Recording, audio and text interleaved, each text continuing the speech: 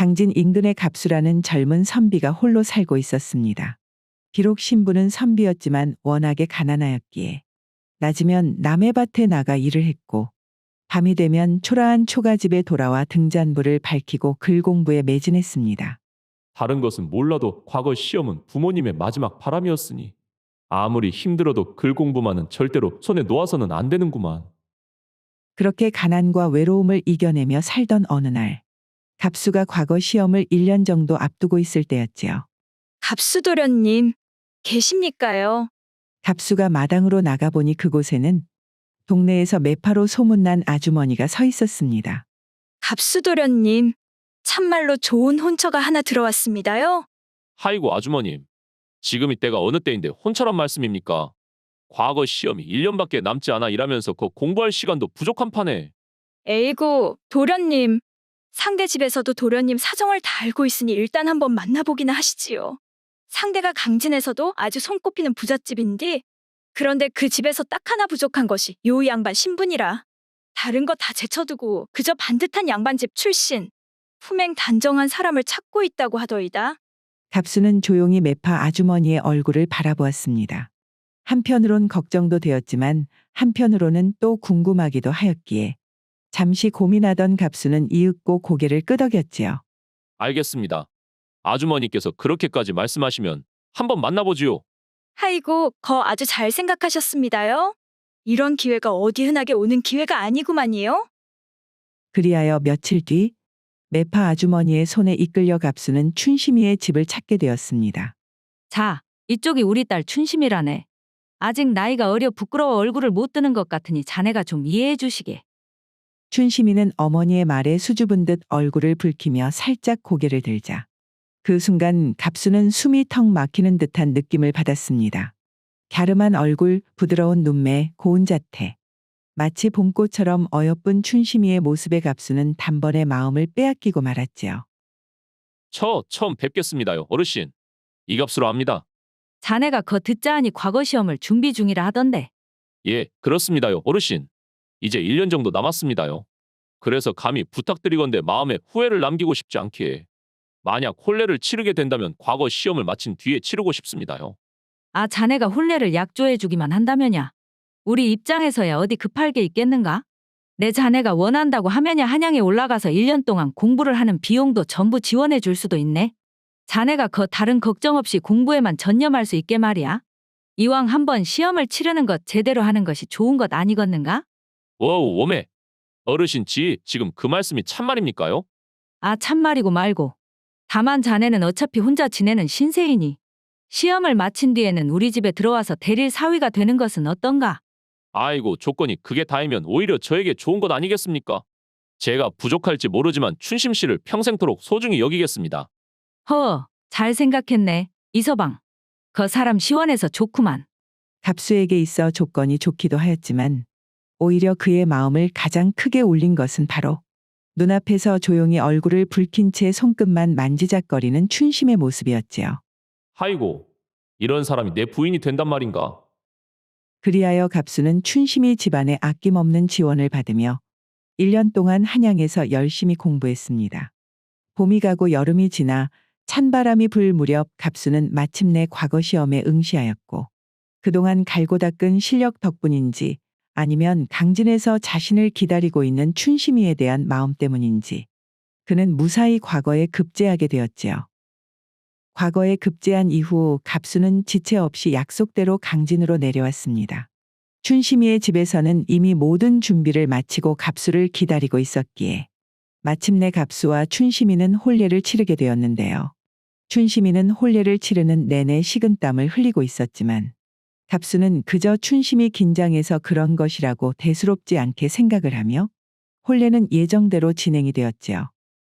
그렇게 혼례를 마치고 갑수가 밤을 보내기 위해 조심스럽게 춘심이가 기다리고 있는 신방으로 들어서자 아무 말 없이 앉아있던 춘심이의 이마에는 여전히 식은땀이 흐르고 있었고 그녀의 입술은 파랗게 질려 있는 것을 볼 수 있었습니다.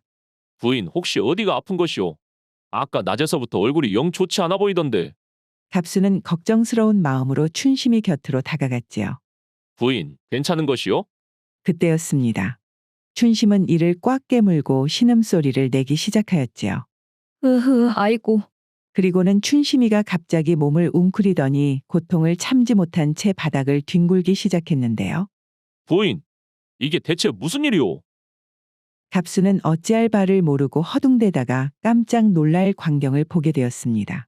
춘심이 갑자기 이를 꽉 깨물며 악하는 소리를 내더니 그 자리에서 아이를 낳아버리는 것 아니겠습니까? 아니, 이게 도대체 어떻게 된 일이란 말인가? 갑수는 얼떨결에 탯줄을 끊고 급히 소미불을 찾아 아이를 감싸고는 어지러운 머리를 부여잡고 춘심이를 살폈지요. 부인이 아이를 가진 것을 장모님께서도 알고 계시오? 아니옵니다. 어머니는 이 일을 전혀 모르십니다. 아, 알겠네. 그럼 일단은 우선 내게 이 아이의 처리를 맡겨두시오. 웜에 이것이 큰일이구만. 이제 막 혼례를 치른 여자가 아이를 낳았다는 사실을 행여 다른 사람에게 들키기라도 해서 이야기가 새어나간다면 이것이 망신도 보통 망신이 아닐 것인데. 그리하여 갑수는 조심조심 아기를 품에 안고 방을 빠져나와 모두들 자고 있는 깊은 밤길을 따라 허둥지둥 달렸습니다. 하이고 도대체 이것이 첫날 밤부터 무슨 일인지 모르겠구만 참말로. 마을 끝자락까지 달려간 갑수는 오래된 돌다리 하나를 발견했습니다. 그곳은 물은 거의 흐르지 않고 있어 다른 사람에게 들킬 염려가 적어 보였기에 아이를 감추기에는 안성맞춤이라고 생각했지요. 여기라면 당분간 눈에 띄지 않겠지. 갑수는 아이를 다리 아래 안전한 곳에 조심스럽게 내려놓고는 행여 다른 사람에게 들킬까 다시 숨을 죽이며 집으로 돌아왔습니다. 숨가쁘게 집으로 돌아온 갑수는 땀을 식힐 새도 없이 곧장 장모님이 주무시는 안채로 향했지요. 장모님 계십니까? 잠시 후 방 안에서 인기척이 나더니 장모님이 급히 문을 열고 나왔습니다. 밤중에 신방을 놔두고 사위가 찾아온 터라 깜짝 놀란 얼굴이었지요. 이서방, 이 늦은 밤에 무슨 일인가? 갑수는 머뭇거리다가 이내 다소 과장스럽게 배를 움켜쥐고는 하이고 오늘 긴장을 한 탓인지 아무것도 먹지를 못했습니다. 배가 고파서 힘을 쓸 수가 없습니다요. 장모님, 웜에 힘을 못 쓴단 말이여? 그것이 큰일이구먼. 자네 혹시 뭐 먹고 싶은 것이라도 있는가? 장모님. 제가 그 미역국에다가 밥을 말아 먹으면 말이지요. 아주 힘을 내서 금덩이 같은 손주놈을 떡하니 안겨드릴 수 있을 것 같은데 말입니다요. 그 말을 듣자 장모님은 소리내어 웃었습니다. 허허, 자네 아주 얌전하게만 보았는데 또 그런 면도 있었구만. 알았네. 내 얼른 미역국을 끓여서 머슴 봉섭이를 시켜 자네 방으로 보낼 테니까 말이여. 아, 자네는 여기서 이럴 게 아니라 얼른 신방을 지키고 있어야지. 하이고 역시 사위 사랑은 장모님밖에 없습니다요. 장모님은 여전히 웃는 얼굴로 갑수의 등을 토닥이며 그를 신방으로 돌려보냈습니다. 그리고 얼마 지나지 않아 머슴 봉섭이가 작은 소반에 미역국을 들고 신방 앞으로 다가오자 갑수는 기다렸다는 듯이 문 앞에서 받아들고는 신방으로 가지고 왔습니다. 갑수가 소반을 들고 방으로 들어서자 따끈한 미역국 향기가 방 안 가득 퍼졌지요. 부인 미역국 좀 드시오. 어찌되었든 일단 아이를 낳았으니 속을 좀 데워야 하지 않겠소?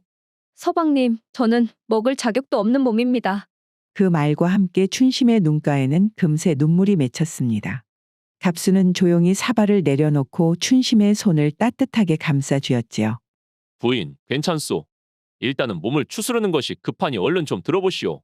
춘심은 떨리는 손으로 겨우 미역국 사발을 받아들고는 조심조심 미역국을 몇 모금 삼키다가 이내 참았던 눈물을 터뜨렸습니다. 서방님, 죄송합니다. 참말로 서방님께는 죄송하다는 말 밖에는 드릴 말씀이 없구만요. 갑수는 말없이 곁에 앉아 조용히 춘심이 마음을 풀어낼 때까지 기다려주었지요. 잠시 후 춘심은 떨리는 목소리로 자신의 이야기를 시작했습니다. 시간은 1년 전으로 돌아가서 갑수와 춘심이의 혼사가 정해지자 강진 마을은 온통 술렁이기 시작했습니다. 춘심이가 내년에 시집을 간다고 하는구만 그래. 신랑이 곧 과거 시험을 준비하는 가난한 선비라던디 갑수라고 했던가?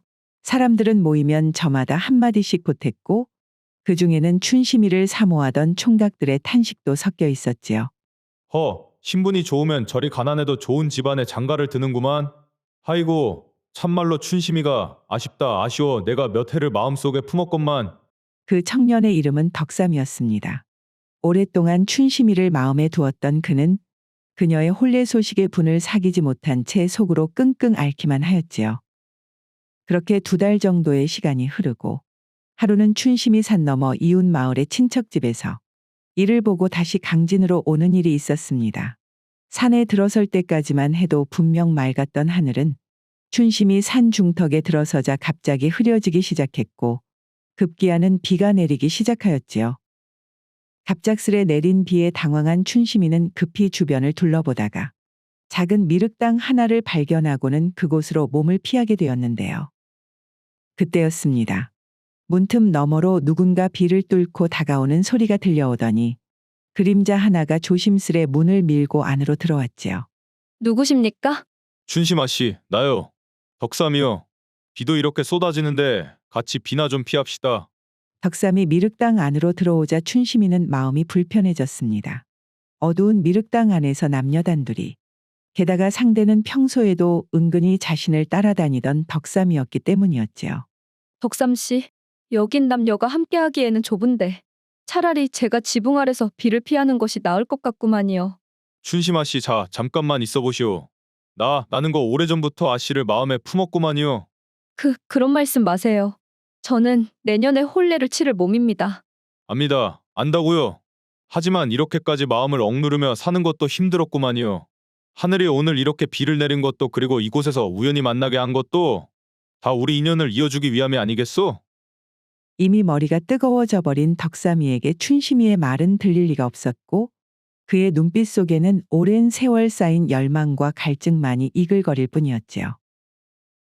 그 뒤로 덕삼 씨는 후환이 두려웠는지 마을을 바로 떠나버리고는 소식이 끊겼습니다요. 갑수는 조용히 깊은 눈빛으로 춘심을 바라보았고 춘심이는 눈가에 맺힌 눈물을 닦지도 못한 채 말을 이어갔지요. 시간이 지나면서 제 배는 점점 불러왔고 혼사를 약속한 당신의 얼굴을 볼 면목이 없어 몇 번이나 죽을까도 결심했었습니다. 하지만 그마저도 용기가 없어 참아 할 수가 없었습니다요. 한참을 춘심이의 이야기를 말없이 듣고만 있던 갑수는 이윽고 천천히 입을 열었습니다. 부인, 이제 됐소. 곰곰이 생각해보니 이것은 자네만의 부주의라고 할 수 없는 일이오. 어찌 보면 내가 과거 시험 공부를 핑계 삼아 1년이나 시간을 달라고서는 괜히 마을만 시끄럽게 만들어 놓고 나만 혼자 한양에 올라가 공부만 하였으니 이 일에 대하여 나도 책임이 없다고 할 수 없구려. 갑수의 따뜻한 목소리에 춘심은 입술을 꼭 깨물며 눈물을 삼키며 말했습니다. 서방님, 이런 저를 정말 버리지 않으시겠습니까? 버리다니. 하늘을 걸고 맹세한 부부끼리 어찌 그런 생각을 할 수 있단 말이오. 그러니 부인은 이제 걱정 말고 내게 모든 것을 맡기시오. 이 일은 내가 처리하겠소. 그렇게 말하고서는 갑수는 자리에서 일어나 부인 춘심이를 뒤로 한 채 방을 나섰지요. 방문을 나선 갑수가 향한 곳은 바로 봉섭이 머물고 있는 머슴방이었습니다. 거봉섭이 자는가? 안에서는 뒤척이는 소리가 들리더니 문이 삐걱 열리며 봉섭이 눈을 비비고는 얼굴을 내밀었지요. 웜의 도련님, 이 늦은 시간에 무슨 일이십니까요? 내 아까 잠이 들었는데 꿈을 꾸었구만 봉섭이. 꿈이라뇨, 도련님? 그 꿈에 말일세. 갑자기 하늘에서 푸른색 청룡이 내려와 마을 외곽에 있는 돌다리 아래로 들어가지 않겠는가? 그것이 어찌나 생생하던지. 아무래도 이것이 그냥 넘길 일은 아니다 싶어서 내 차례를 찾아왔지. 봉섭이는 어리둥절한 얼굴로 갑수를 바라보았습니다. 도련님, 그럼 도련님께서 이 밤중에 돌다리를 가보시겠다 이 말씀이십니까? 바로 그것이구만. 내 자꾸만 신경이 쓰여서 그것을 확인을 안 하고서는 어디 잠에 다시 들 수가 있어야지. 그 말을 들은 봉섭은 한참이나 눈을 껌뻑거리다가 결국 한숨을 내쉬고는 허허, 아니 신혼 첫날 밤이면 신방에 있어도 겁 모자라신 분이 참말로 별난 도련님이 오셨구만요. 느닷없이 꿈 이야기에 산책을 나서시겠다니? 에이, 좋습니다요. 도련님께서 가신다면 저도 따라가야지요. 내 괜히 자네에게 수고를 끼치는구만. 아닙니다요. 도련님, 제가 어디든 모시겠습니다요. 그리하여 갑수와 봉섭이는 돌다리 쪽으로 걸음을 향하였습니다. 이윽고 둘은 돌다리에 다다르자 다행히 그곳에서 아주 희미한 울음소리가 들려왔지요. 봉섭이 자네도 이 소리가 들리는가? 갑수의 물음에 봉섭이도 역시 귀를 쫑긋 세웠지요. 웜에 이것이 아이 울음소리 같습니다요. 봉섭이는 놀란 얼굴로 아이 울음소리를 쫓아 다리 밑을 향해 달려갔고 얼마 지나지 않아 품에 작은 아기를 안고 올라왔지요. 도련님 진짜 이게 무슨 일이란 말입니까? 이곳에 아기가 다 버려져 있구만요. 갑수는 일부러 놀란 척을 하며 고개를 끄덕였습니다. 거 봉서봐 내가 뭐라고 하였느냐? 꿈에 청룡이 이 다리 밑으로 내려왔다고 하지 않았느냐? 아이고 이것이 내 보면서도 믿기지가 않은 게 참말로 귀신 고칼로르시구만요. 이후 두 사람은 조심조심 아기를 품에 안고 집으로 돌아왔습니다. 갑수는 집에 도착하자마자 장모님을 깨우고 난 후 춘심이를 안방으로 부르고는 이 시간에 또 무슨 일인가? 이 서방? 장모님이 묻자 갑수는 조용히 품에서 아기를 꺼내 보이며 봉섭이에게 하였던 꿈 이야기를 장모님에게도 들려주었지요. 이게 무슨 노릇이란 말인가 참말로. 오늘 혼례를 치른 사람이야 도대체 지금 다리에서 아이를 주워왔다 이 말인가? 그렇습니다, 장모님. 이 아이가 분명 예사롭지 않은 기운을 타고난 아이인 것 같은데 장모님께서만 괜찮으시면 저와 춘심이가 함께 아들로 삼고 기르면 어떨까 합니다.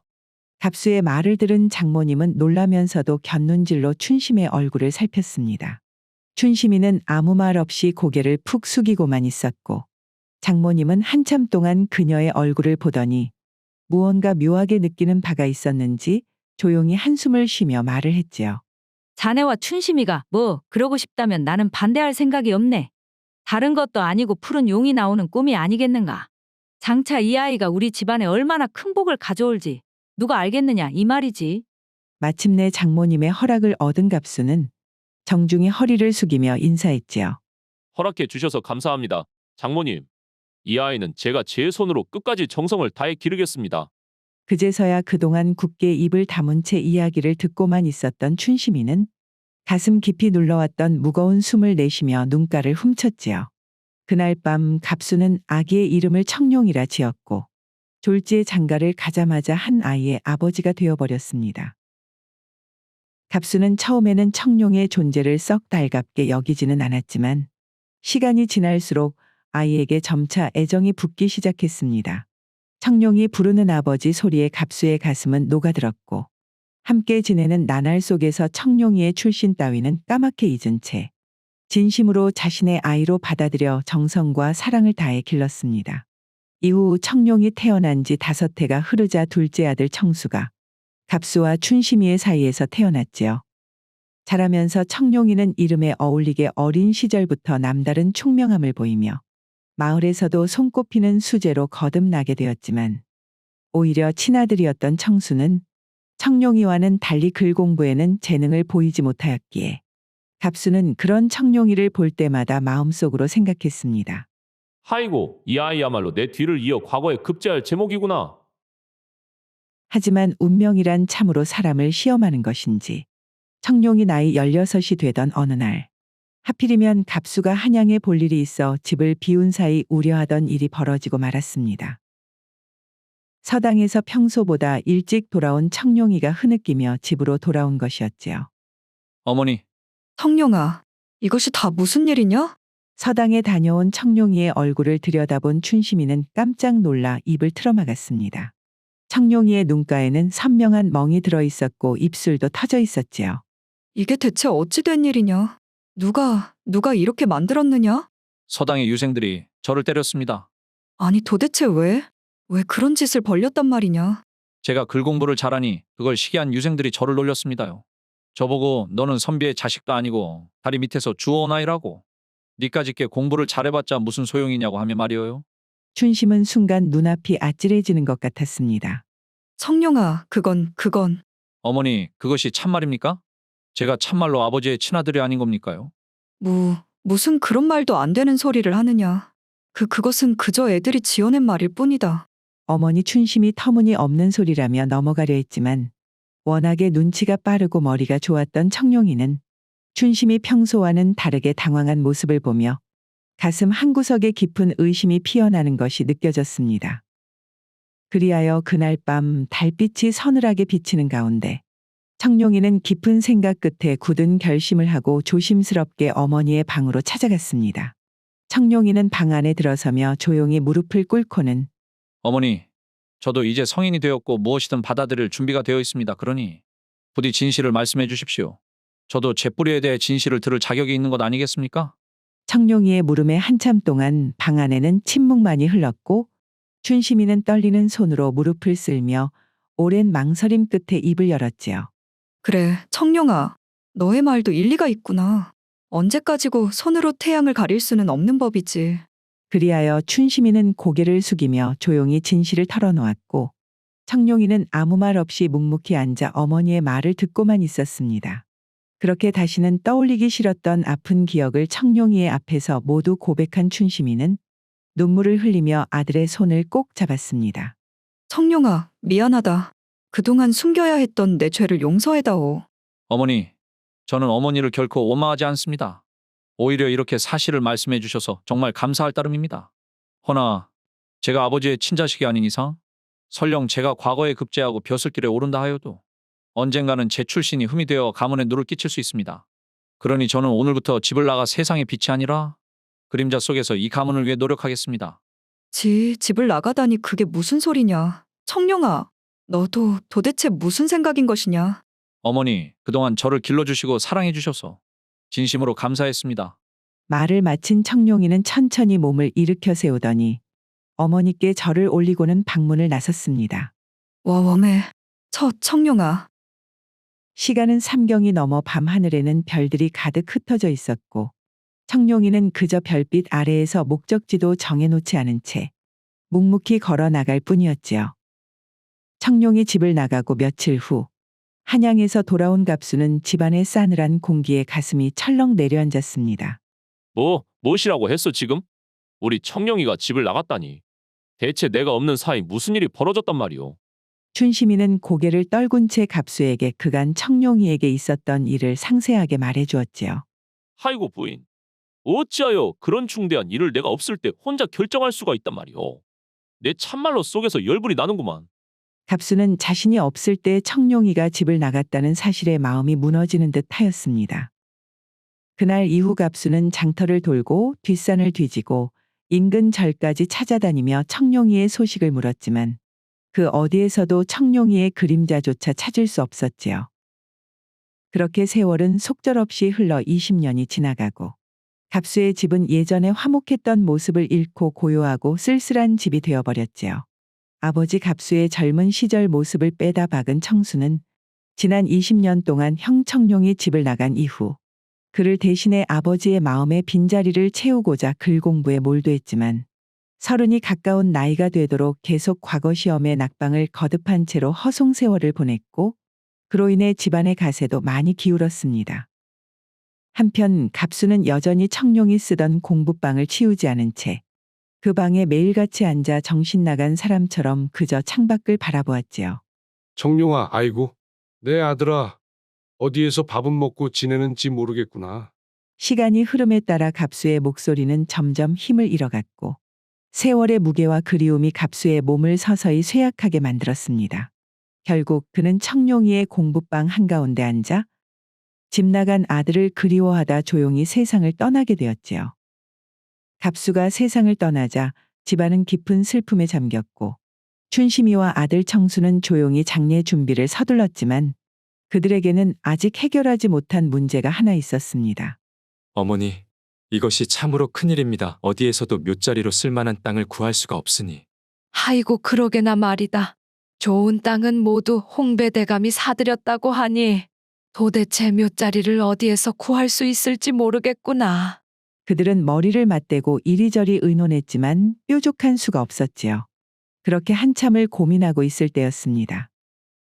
초상집 대문에 스르르 갑자기 스님 한 분이 걸어 들어오더니 아무 말 없이 서럽게 울기 시작하는 것 아니겠습니까? 스님, 도대체 어떤 연으로 저희 집 장례에 와서 우시는 것입니까? 저는 이대 어르신께 생명의 은혜를 입은 사람입니다. 청수는 도무지 스님이 하는 말을 알 수 없어 어리둥절할 뿐이었지만 뒤에서 그의 모습을 지켜보던 춘심은 눈이 휘둥그레지더니 이내 버선발로 뛰어가 주저없이 스님의 손을 꼭 잡았지요. 청룡이구나. 우리 아들 청룡이. 어머니, 못난 아들이 이렇게 돌아오게 되었습니다. 스님의 입에서 그리운 목소리가 흘러나오자 춘심이는 그대로 무너져 내리듯 스님의 품에 얼굴을 묻었습니다. 아이고 이 못난 놈아. 네가 이제야 우리 집에 다시 찾아왔구나. 그날 밤 조용한 안채의 작은 등불이 밝혀졌습니다. 춘심과 청룡 그리고 청수 세 가족이 20년 만에 한자리에 모이게 된 것이었지요. 형님, 그동안 어떻게 지내셨습니까? 청수가 조심스레 묻자 청룡이는 잠시 생각에 빠지더니 그동안의 일에 대해 말하기 시작했습니다. 집을 나와서 처음에는 그동안 나를 속였다는 생각에 나도 어머니와 아버지를 원망했었습니다. 그러나 시간이 지날수록 깨달았죠. 차별 없이 저를 아끼고 사랑해 주었던 아버지의 사랑이 얼마나 컸는지 말이에요. 하지만 그렇다고 해서 내 존재가 아버지에게 짐이 될지도 모른다는 모순적인 상황에서 저는 이러지도 저러지도 못한 채 고민만 하다 결국 속세를 등지고 절에 들어가게 되었습니다. 이후 불도를 닦으며 스스로의 마음을 다스리고는 음지에서나마 가문에 도움이 되고자 풍수지리를 공부해 지난 세월 동안 조선 팔도를 발이 부르트도록 돌아다녔습니다. 그리고 마침내 아버지를 모시기에 가장 좋은 명당 자리를 찾게 되었지요. 그것이 정말입니까, 형님? 안 그래도 저희가 아버지를 모실 자리가 없어 어떻게 해야 하나 어머니와 함께 고민하던 차였는데. 그게 사실이면 정말 잘 되었구만요, 형님. 그나저나 그곳은 어디입니까요? 다만 한 가지 문제가 있는 것이 그곳은 땅의 기운이 오롯이 한 사람에게만 집중되어야 하기에 아버지를 모신 뒤에는 누구도 그 자리에 발을 들이게 해서는 안 됩니다. 뭐시라고요? 그럼 앞으로 저희가 성묘조차도 할 수 없는 것입니까? 동생 청수의 물음에 청룡은 대답 대신 고개만 가로저었습니다. 그리고 그 말을 듣고 한참을 고민하던 어머니 춘심이는 마침내 마음속에서 결심이 섰는지 떨리는 손으로 청룡의 손을 꼭 잡았지요. 청룡아, 이 애미는 너를 믿는다. 내가 아버지를 위해 평생을 찾아다니며 고심한 땅이라면 분명 네 아버지도 기뻐하지 않겠니? 청수 또한 어머니의 말에 동의하며 조용히 고개를 끄덕였습니다. 다음 날 새벽, 청룡이는 조심스럽게 갑수의 관을 등에 짊어지고 집을 떠났습니다. 그는 아무 말도 남기지 않은 채 그저 문 앞에 서서 집과 배웅하는 가족들을 오래도록 바라본 뒤 천천히 고개를 숙이고는 뒤돌아 자신이 봐두었던 땅으로 발길을 향하였지요. 형님, 꼭 건강하셔야 합니다. 청수는 눈물을 삼키며 속으로 형의 안녕을 빌었고 춘심이 역시 그 옆에서 두 손을 모은 채 떠나는 아들의 모습을 바라볼 뿐이었지요. 그날 이후 청룡이는 다시는 고향집을 찾지 않았다고 합니다. 하지만 그가 찾았다는 땅이 정말로 명당은 명당이었던 것인지 시간이 흐르면서 집안의 변화가 찾아오기 시작했는데 바로 오랫동안 과거 시험에 번번이 낙방했던 청수가 막혀있던 혈이 그제서야 뚫린 것처럼 과거 시험에 급제하게 된 것이었지요. 청수는 과거에 붙은 뒤 벼슬길에 나선 후에도 승승장구하였고 이후로도 갑수의 가문은 점점 번창하여 자자손손 이어지는 명문가가 되었다고 합니다.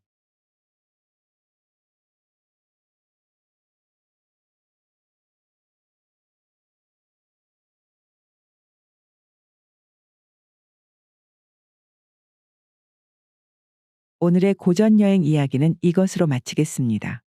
오늘도 부족하지만 긴 영상 봐주신 여러분들께 감사드리며 항상 가정의 평안이 깃들기를 바라겠습니다. 그럼 저는 다음 영상으로 다시 찾아뵙겠습니다. 감사합니다.